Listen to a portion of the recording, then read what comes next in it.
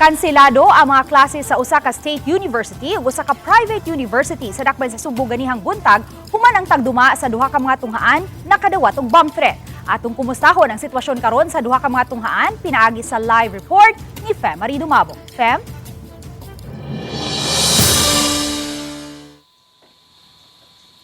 May unang ni Kanselar sa ilang klase ang Cebu Technological University Main Campus ganihang buntag. Karong untang adlaw may unang adlaw unta sa ilang pagpatuman sa midterm exam. Daghan sa mga tinunan nga nangandam na unta alang sa unang adlaw sa midterm exam.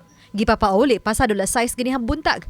Ang uban wala na hinuon pasudla. Sama ni ining fourth year student sa Bachelor of Arts in English ug SSG official. Midterm exam sa mga students and then sa ako nga part kay around 4 pa siya but nisayo lang ko diri kay I have to do a lot of things sa office kay SSG counselor SSG vice president masad ko, so there are a lot of paperwork sa kinahanglang buhaton but ina nila nga pag-abot na mo kay diday pasudlon. Pasado alas 6 ganihang buntag dihang nabasa sa kadagkuan sa CTU ang post sa social media sa usa ka John Steve kabahin sa matud pa bomba sud sa school campus nga gitag pa ang social media page sa maong universidad. Wala kini gipakagamay sa kadagkuan sa State University ug nimando dayon sa tanang mga tinun-an ug matutudlo nga ibakante ang maong tunghaan. Both teaching and non-teaching and thousands of our students in this morning dispersed guilt, we have to vacate. Though I need to make a decision like that because for safety purposes while waiting for our experts. Daling nakaresponde ang Cebu City Police ug ang mga personnel sa Regional Explosives Ordnance Disposal and K9 Unit o RECOS 7 aron masusik kung tinuod bang adunay gibutang nga bomba sa maong tunghaan. Miabag usab ang mga personnel sa Cebu City Fire Station ug Cebu City Disaster Risk Reduction and Management Office. Pasado alas 9 ganihang buntag gideklarar ni Police Colonel Antonieto Cañete nga luwas ang CTU Main Campus gikan sa bomb threat.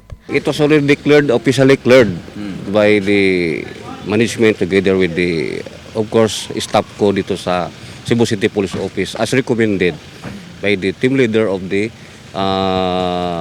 EOD. Matod ni Cañete na ilhana sa kapulisan ang tao nga nagpaliw sa bomb scare o gisusi pa sa investigador sa CCPO. Labi na ang kasayuran ni ini. Kung tinun-an ba kini sa State University. The subject for investigation, we have already the initial identity of the one who posted it, no?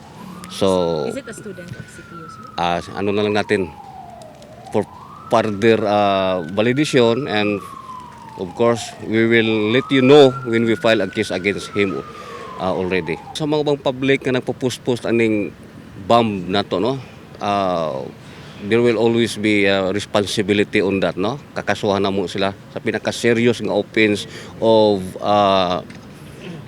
anti-cybercrime o sa Crime Prevention Act, no? Nato o other pagod nga mga kaso patong-patong nga kaso ato. Posible lang sir one of the students na So basically, on the side of the police, according to them, that they will really file a case. In our administration, first, the initial is to delete him from the list of our students. Because that's a possibility, miss. Human sa CTU, nakadawat usab og bomb threat ang usa ka pribadong universidad alas 9 ganihang buntag. Kanselado usab ang klase sa tanang level pasado alas 9 ganihang buntag. Start na second subject na namo to ron. Actually. Dayon mo to mga 9 ba to ato? 9 kapin, quarter to 10 na kay kapit among klase. Ingon nga na ay bomb threat. Tas mo to gipagawas mi, gipatapok mi. Gawas. All classes are suspended in all levels. Matod sa mga security personnel sa maong private university nga mga alas 11 ganihang buntag gideklarar sa kapulisan nga luwas na ang maong tunghaan.